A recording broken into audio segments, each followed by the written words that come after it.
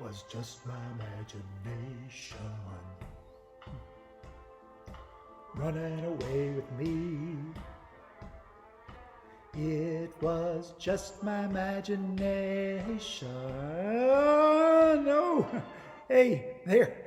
I didn't know we had already started. Nobody told me. Sorry about that. I was just letting my imagination run away with me just a little bit. Do you ever do that? Do you ever let your imagination run away with you? You know, really, you should. Actually, it's very biblical for you and for me to imagine. God gives us imaginations so we can think about the vastness of who he is, the vastness of his power, so we can imagine his work, not only in this world, but in the world that is to come, so that we can imagine what we have not yet here experienced, but what can be reality for us by his power. Webster defines imagination like this: the act or power of forming a mental image of something not present to the senses or never before wholly perceived in reality. Imagining that which is not present to our senses and has never been perceived in reality. I don't know about you, but I think what our world needs right now more than anything is the ability to be able to imagine that God has more, that God has better than we have yet experienced, better than we could ever create, better than we could ever bring about in our own power. Imagine it. And no matter what it is that you and I might imagine in terms of love or mercy or justice or compassion, God has even more. So when my imagination is running away with me, when your imagination is running away with you, still we cannot imagine the more of God. You know, I really appreciate the work of apologists. I'm waiting right now for a book I ordered last week, a book on apologetics.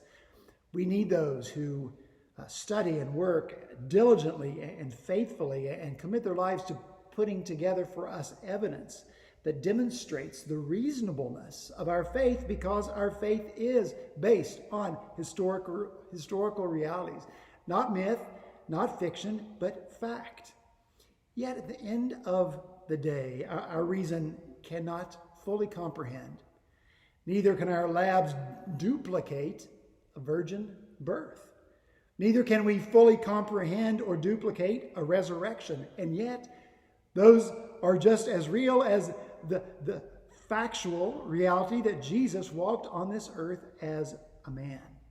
So at some point, reason has to have a partner. And that partner is imagination. Imagination is the partner to reason. That really is what faith is, isn't it? It's imagining within the truth of God and imagining within the reality of God. There is so much more of God, so let your imagination run away with you. We must be people of imagining.